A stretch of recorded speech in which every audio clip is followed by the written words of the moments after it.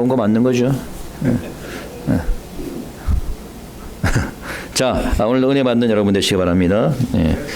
자, 오늘은 십자가의 피라는 제목이 되겠습니다. 오늘은 알다시피 종료주일이죠. 예루살렘의 입성을 기념하는 종료주일입니다. 예루살렘에 우리 주님께서 들어가셨다라고 하는 것은 두 가지 의미가 있습니다. 첫째는 앞으로 다가올 고난을 예고하는 것이고, 또 하나는 이제 영원한 예루살렘, 천국, 하늘나라에 입성하실 것을 예고하는 겁니다. 다시 말해서 이 고난을 거쳐야지만이 영원한 하늘나라로 승천하시는 거죠.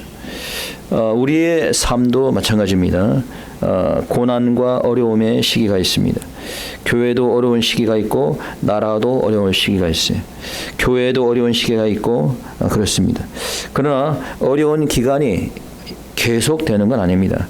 이 기간을 잘 극복하면은 하나님께서 더 좋은 시간을 예비해 주는 줄 믿으시기 바랍니다.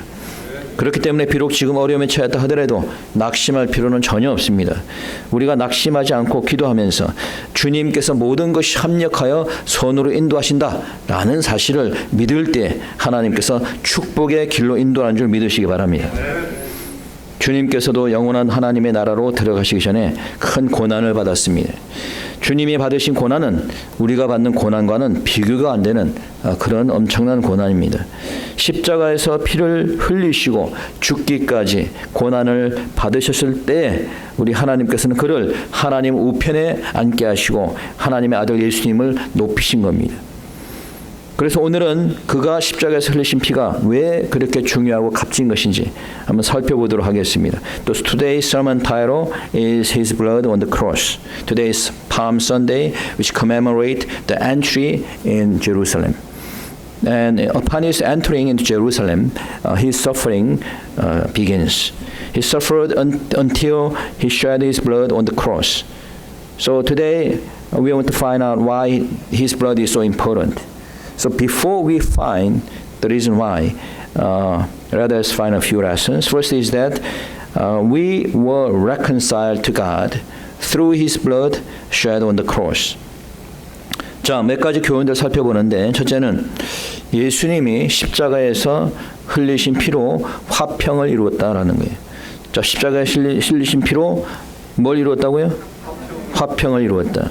자, 읽어봅니다. 20절 한번 읽어봅시다. 다시 한번 시작. 그의 십자가의 피로 화평을 이루사 만물 곧 땅에 있는 것들이나 하늘에 있는 것들을 그로 말미암아 자기와 화목해 되기를 기뻐하심이라. 십자가의 피로 화평을 이루었다. 22절에서도 그의 육체의 죽음으로 화목해 하사. 십자가의 피로 누구와 화목해 됐다는 거예요? 지금 하나님과 화목해 됐다는 거예요. 그러면 예수님이 죽기 전에는 왜 하나님과 화목할 수가 없었습니까? 무엇 때문에? 우리의 죄로 인해서요. 여러분, 더러운 것과 깨끗한 것은 같이 있을 수 있어요, 없어요? 없는 거죠. 물과 불이 하나가 될 수 없는 것 같습니다. 물과 불이 하나가 되려면은 불이 그냥 물을 증발시켜 버려서 불만 있든가, 아니면 물이 불을 꺼버려서 불만 있든가, 둘 중 하나가 되는 거죠. 마찬가지로 더러운 것과 깨끗한 것이 하나가 될 수가 없어요. 더러운 곳으로 인해서 깨끗한 것이 다시 더러워지든가, 아니면은 이 더러운 것을 다 깨끗하게 없애버려 가지고 깨끗한 것만 있을 수밖에 없는 거예요. 그렇기 때문에 더러운 우리 모두가, 인간이 깨끗한 거룩한 하나님과 화목할 수가 없다라고 하는 겁니다. 그렇기 때문에 주님께서 십자가에서 흘리신 그 피로 우리의 죄를 씻겨주신 겁니다.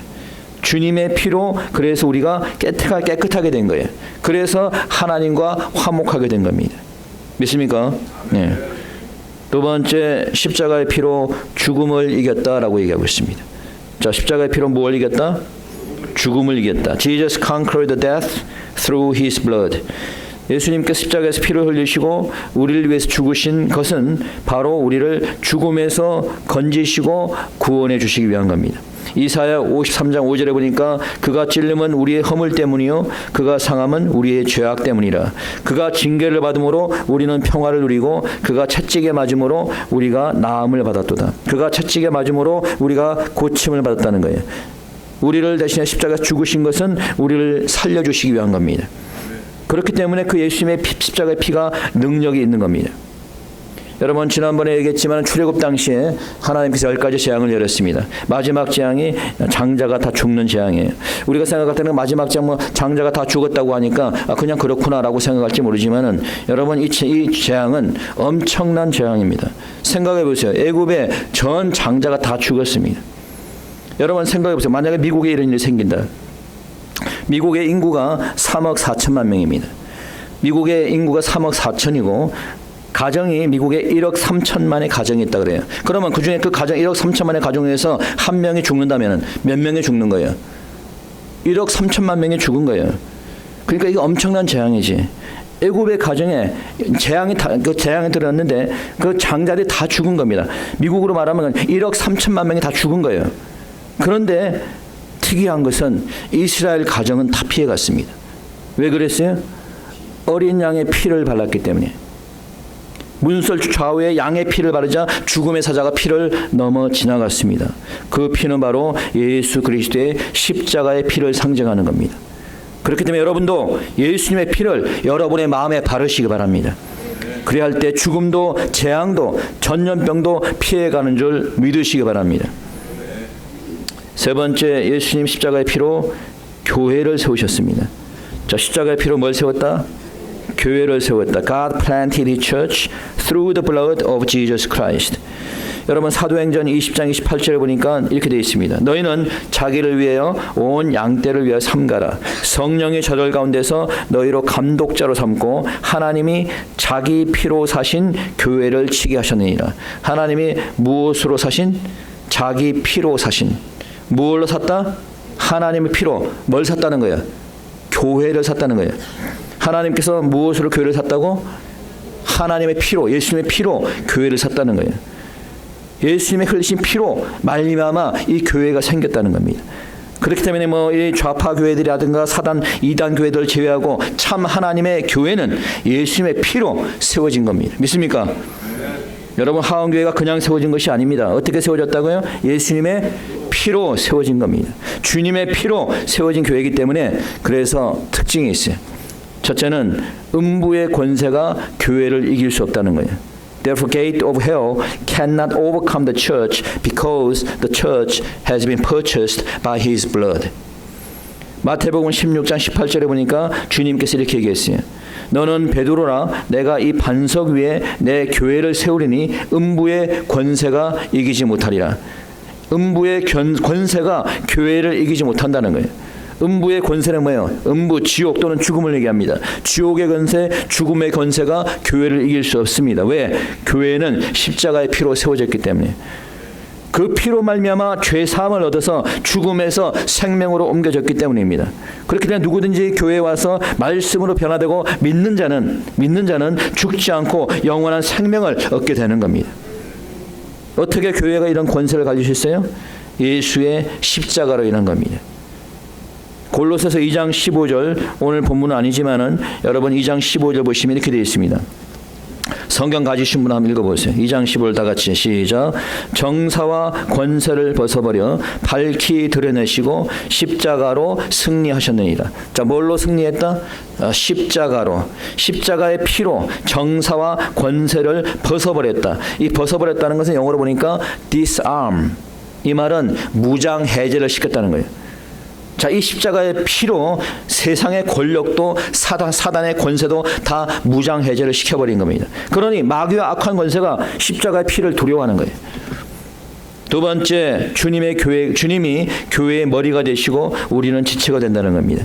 And therefore Jesus becomes the head of the church, and we are the bodies of Christ, the church. 자, 18절입니다. 읽어보겠습니다. 오늘 본문 18절. 다 같이 시작. 그는 몸된 교회의 머리라.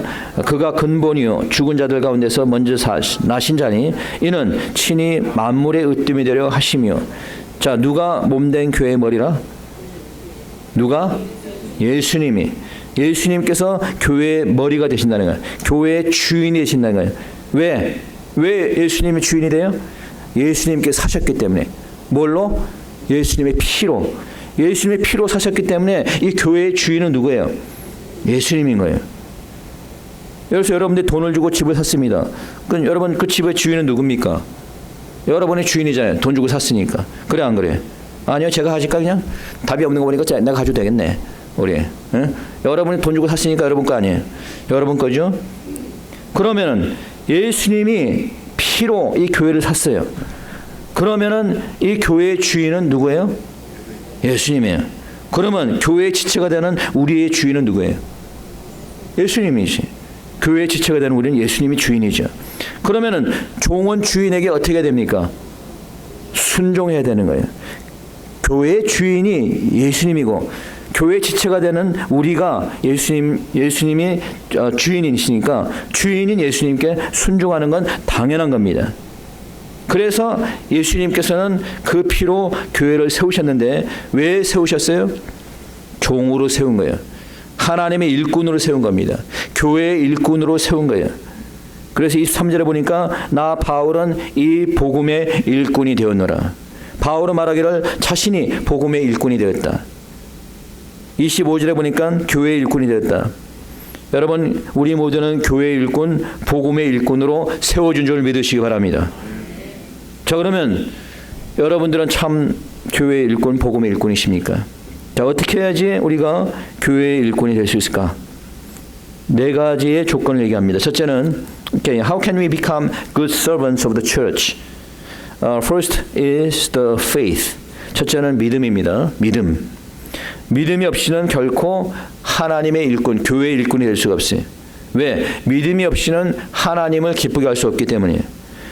여러분 히브리서 11장을 쭉 읽어보세요. 11장을 무슨 장이라고 부릅니까 우리가? 네, 믿음장이라고 부르죠. 히브리 11장에 보면은 30여 명의 믿음의 선진들이 쭉 나옵니다. 아벨은 믿음으로 가인보다 더 나은 제사를 드렸다. 그래서 의로운 자라 일컬었다라고 얘기하고 있어요. 에녹은 믿음으로 하나님과 동행하다가 죽음을 보지 않고 승천했습니다. 노아는 믿음으로 방주를 예배하였다가 의의 후사가 되었다라고 얘기하고 있어요.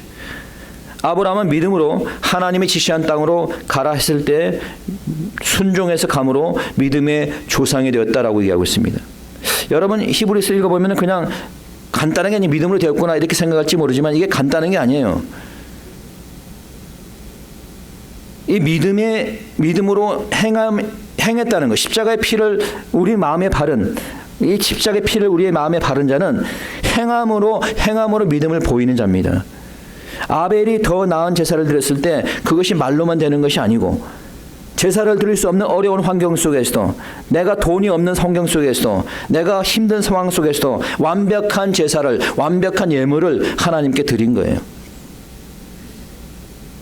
에녹이 그냥 믿음으로 하나님과 동행했다니까 그냥 말로만 그렇게 된 게 아니에요.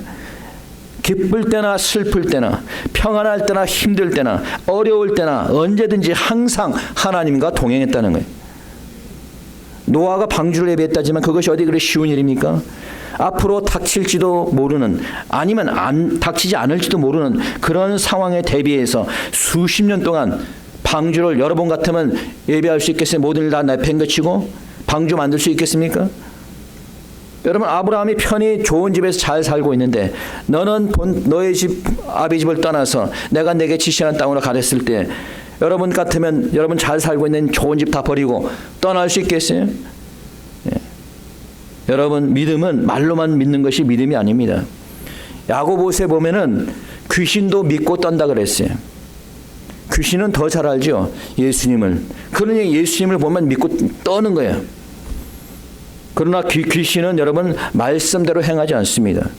믿음은 어떤 상황 속에서도 하나님의 말씀에 순종하는 겁니다. 그게 믿음입니다. 순종하는 믿음이 있을 때에 교회의 귀한 일꾼이 되는 줄 믿으시기 바랍니다. 두 번째, 교회의 터 위에 굳게 서 있어야 되는 겁니다. To become a good servant of God, you should stand firm on the foundation of church. 자, 23절 읽어봅니다. 다 같이 시작. 만일 너희가 믿음에 거하고 터 위에 곧게 서서 너희 들은 바 복음의 소망에서 흔들리지 아니하면 그리하리라. 이 복음은 전한 만민에게 전파된 바요 나 바울은 복음의 일꾼이 되었노라. 자, 만일 너희가 믿음에 거하고 어디 위에 굳게 서서? 터 위에 굳게 서서. 자, 이 터는 뭘 말할까요? 자, 고린도서 3장에 보게 되면은 바울은 우리 모두가 지혜로운 건축자가 되어서 터 위에 각각 자신의 집을 세운다라고 얘기하고 있어요. 그러면서 말하기를 3장 11절에 보니까 이 닦아둔 것 외에 능히 다른 터를 닦아둘 자가 없으니 이 터는 곧 예수 그리스도라. 자, 이 터는 누구다? 예수 그리스도다. 그러면 터 위에 세운다는 건 누구 위에 세운다는 거예요? 예수님 위에. 다시 말하면 말씀 위에 세우는 거예요. 말씀이 곧 예수님이니까. 따라서 예수의 일꾼된 자, 교회의 일꾼된 자는 말씀 위에 견고하게 세워져야 되는 거예요. 그렇지 않으면은 하나님의 일꾼으로서 일을 하기가 힘듭니다. 세 번째, 복음의 소망에서 흔들리지 말아야 됩니다. 자, 어디에서 흔들리지 마라? 복음의 소망에서. You should not move from the hope of the gospel. 자, 읽었는데 아까 23절에서 복음의 소망에서 뭐 하지 않으면? 흔들리지 않으면은. If you do not move from the hope of the gospel, 흔들리지 않으면은, 천국에 대한 소망에서 흔들리지 않으면은, 우리가 소망이 있는데 이 소망에서 흔들리면 안 되는 거예요. 뭐 요즘 나라가 어렵고 뭐 마지막 때가 가깝다고 하는데, 그래서 뭐 걱정하시는 분들이 있는데, 저는 그래요. 차라리 그냥 주님이 빨리 오시면 좋겠다. 저는 이런 생각입니다. 차라리 빨리 오면 좋겠다. 예. 그럼 이 죄 많은 세상에서 더 이상 죄를 지을 필요도 없고, 안 그래요? 악한 놈들이 예수님 조롱하고 교회 핍박하는 거 더 이상 볼 필요도 없고, 그냥 빨리 왔으면 좋겠다. 그러니까 빨리 천국 가면 좋잖아요. 저는 그래요. 여러분도 복음의 소망, 천국의 소망을 가지시기 축원합니다. 네. 마지막으로 여러분, 교회 일꾼으로서 우리가 해야 될 것은 그리스도와 함께 고난을 받을 수 있어야 되는 거예요. 자, 뭘 받아야 된다? 고난을. As a servant of the church, you should be able to suffer with Christ. 자, 바울은 이렇게 얘기합니다. 24절입니다. 읽어봅시다. 다 같이 시작. 내가 이제 너희를 위하여 받는 괴로움을 기뻐하고 그리스도의 남은 고난을 그의 몸된 교회를 위하여 내 육체에 채우느라. 뭘 내 육체에 채운다? 그리스도의 남은 고난을 내 육체에 채운다는 겁니다. 여러분, 참 일꾼은 자신의 목숨을 바쳐서라도 그 일을 해야 되는 거예요. 내가 참 믿음의 사람이라면 내 목숨을 바쳐서라도 주를 위해서 살아야 되는 겁니다. 내가 나라의 군인이라면 내 목숨을 바쳐서 나라를 지키고 공산주의 적들과 싸워야 되는 거예요.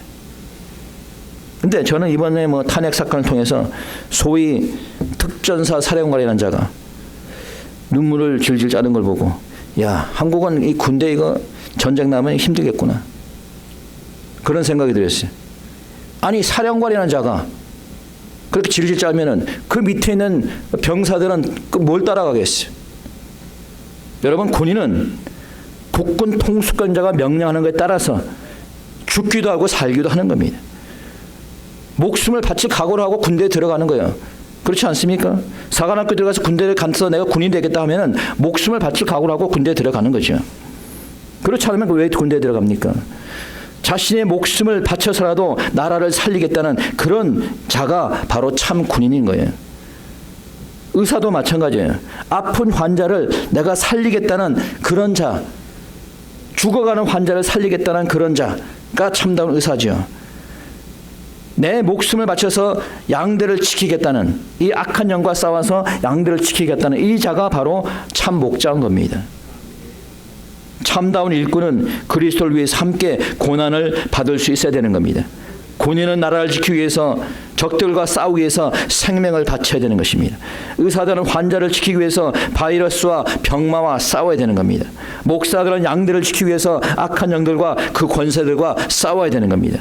주를 위해서 고난받는 여러분 되시기를 축원합니다. 말씀을 정리하겠습니다.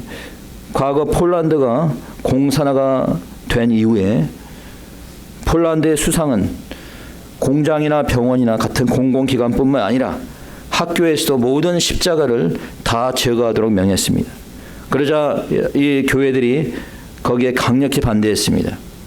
자, 어느 날 공산당 관리가 학교 안에 십자가를 다 제거해버렸어요. 학교에 쳐들어와서 학교 안에 십자가를 다 제거해버렸습니다. 그러자 그 다음날 학부모들이 몰려와서 다시 학교에 다시 큰 십자가를 걸었습니다. 그러자 다시 이 공산당 관리가 다 이 십자가들을 다 제거해버렸어요. 결국 학교의 전 학생들이 연좌 농성을 벌이게 됩니다. 그러자 무장한 경찰들이 다 들이닥쳐갖고 그들을 강제로 해산시켜서 학생들은 학교에서 거리로 내쫓겼습니다. 그러자 그 학생들은 십자가를 높이 들고 인근 교회로 행진함에 들어갔습니다. 그리고 그 교회에서 더 많은 학생들과 합류했습니다. 그러자 군인들이 교회를 포위했습니다. 그러나 교회에 있는 학생들은 십자가를 더 높이 들고 항의했습니다. 자, 이 모습이 방송을 타고 다 전 세계에 퍼져나갔어요. 그때 그 교회의 목사는 이렇게 말했습니다. 십자가가 없는 폴란드는 없습니다. 십자가가 없는 폴란드는 없습니다. 여러분, 십자가가 없는 대한민국은 없는 겁니다. 십자가가 없는 미국은 없는 겁니다. 십자가가 없는 교회도 없습니다. 왜? 십자가에 설리신 주님의 피가 바로 교회를 세웠기 때문입니다. 십자가가 없는 성도들도 없습니다. 왜? 십자가에 설리신 피가 우리를 살리셨기 때문입니다. 그러나 불행하게도 오늘날 대한민국에는 십자가를 없애려는 그러한 세력들이 있습니다. 미국에도 십자가를 혐오하는 그런 사탄의 세력들이 있습니다. 성도 여러분, 십자가를 절대로 빼앗겨서는 안 될 것입니다. 우리는 목숨을 다해서라도 이 십자가를 지켜야 될 것입니다. 주님께서 십자가의 피로 이 교회를 사시고 여러분을 교회의 일꾼으로 불렀습니다. 믿음을 가지고 말씀의 터 위에 굳게 세워져가는 여러분 되시기 바랍니다. 복음의 소망에 흔들리지 않고 견고한 하나님의 일꾼이 되시길 바랍니다. 예수님께서 받으신 십자가의 고난을 함께 짊어지는 우리 모두가 되기를 소원하면서 이 시간 우리 다 같이 통성으로 함께 기도드리겠습니다. 기도합시다.